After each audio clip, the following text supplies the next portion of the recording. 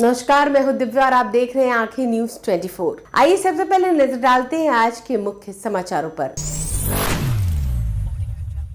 नमस्कार, मैं अमित और आप देख रहे हैं आंखें न्यूज 24। निदेशालय के निदेशक ब्रिगेडियर मृगेंद्र कुमार ने मुख्यमंत्री नीतीश कुमार से एक अन्य मार्ग में मुलाकात कर उन्हें सशस्त्र सेना झंडा दिवस का फ्लैग लगाया। मुख्यमंत्री ने इस अवसर पर Bihar state ex serviceman benevolent fund में अंशदान किया और देश के बहादुर सैनिकों के प्रति श्रद्धा एवं सम्मान प्रकट किया। उन्होंने कहा कि उनकी कुर्बानियाँ अमर हैं, वे अपने जान के मूल्य राष्ट्र पर आए अतिरिक्त संकटों का मुकाबला बहादुरी के साथ करते हैं। बहादुर सैनिकों के कल्याण एवं पुनर्वास के लिए उन्होंने राज्यवासियों से Bihar state ex serviceman benevolent fund में अंशदान किए जाने की अपील भी की है।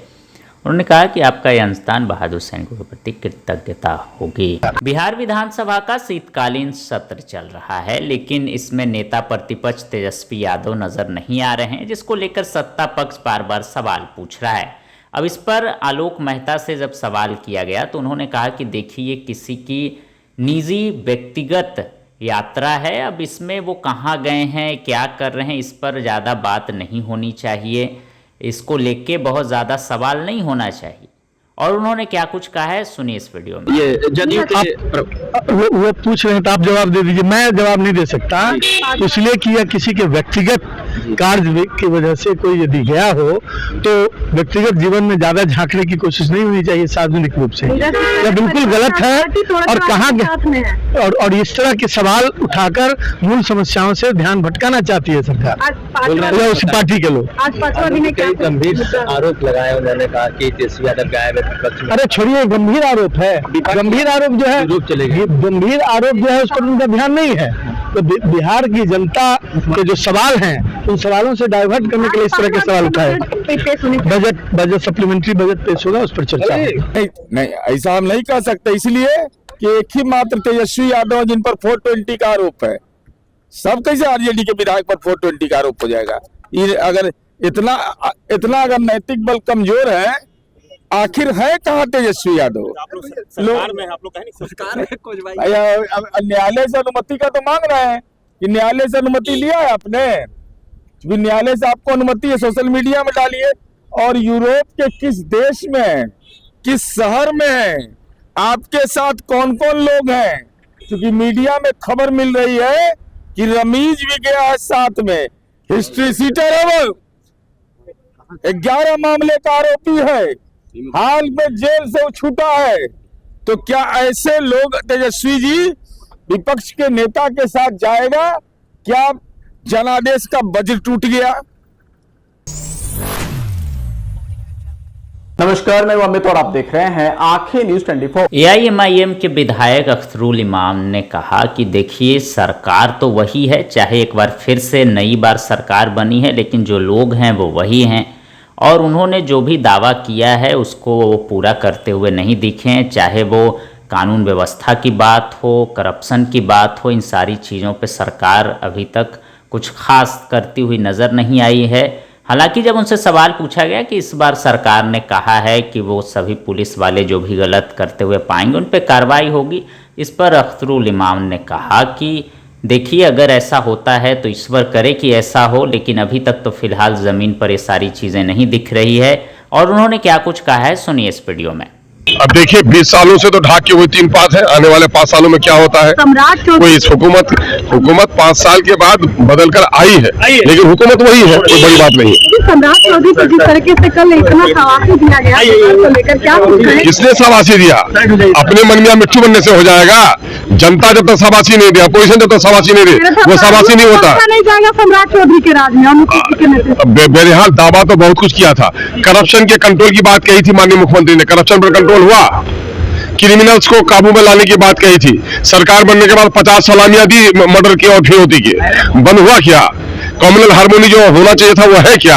ये सरकार लफाजी करती है, ये शब्दों की बाजीगरी करती है, जमीन पर इसका काम नहीं दिखता है कि पुलिस वालों को जेल भेजेंगे जो भी पैसा लेकर तैयार करेंगे। अब देखिए, दावा उन्होंने किया है, हम चाह रहे हैं कि ईश्वर करे उनका दावा सत्य हो, क्योंकि वर्दी वाले जितना लूट रहे हैं उतना डाकू भी नहीं लूट रहे। क्या पैसा लेकर तैयार किया जाता है? यकीनन पैसे लेकर एफआईआर किया जा रहा है। पीने के लिए शराब परोसा जाता है, पीने में जब नशे में आता है पकड़ के थाने में लाया जाता है, थाने में बैठाया जाता है, रंगदारी की जाती है, पूरे तौर पर की जा रही है पुलिस की रंगदारी। सुनिए, इन 20 सालों में बिहार में लोकतंत्र की जड़ें कमजोर हुई हैं और अफसरशाही का जितना नंगा नाच इस वक्त बिहार में हो रहा है, इतनी अफसरशाही देश के किसी। समाचारों में अब वक्त हो चला एक छोटे से अंतराल का। पटना में कई वर्षों से शिक्षा में अहम योगदान दे रहा है Gyansthali high school Alamganj Patna city, जहां 10वीं और 12वीं की बोर्ड परीक्षाओं में 100% अंक प्राप्त कर रहे हैं बच्चे। एक ऐसा स्कूल जहां न केवल होती है पढ़ाई बल्कि साथ ही साथ होती है कल्चरल एक्टिविटी, स्पोर्ट्स एक्टिविटी से जुड़े गेम्स, मैथ ओलंपियाड से लेकर साइंस ओलंपियाड, जहां बच्चों के लिए स्कूल कैंपस अत्याधुनिक सुविधाओं से लैस, छोटे बच्चों के लिए वाहन और ट्रांसपोर्ट की विशेष सुविधा। तो देर किस बात की, आज ही कराएं अपना नामांकन Gyansthali high school Alamganj Patna city में, जहां नामांकन की प्रक्रिया जारी है। संपर्क करें पुलिस चौकी Alamganj main road near Alamganj थाना पटना बिहार 800007। ब्रेक के बाद आपका फिर से स्वागत है। नमस्कार, मैं अमित और आप देख रहे हैं आंखें न्यूज 24। उप मुख्यमंत्री सम्राट चौधरी ने कहा कि मैं बिहार के लोगों को आश्वस्त करता हूं कि बिहार अगले 10 वर्षों में स्वर्णिम काल की ओर जाएगा। हम तब तक काम करते रहेंगे जब तक बिहार पूर्ण रूप से विकसित नहीं हो जाता है।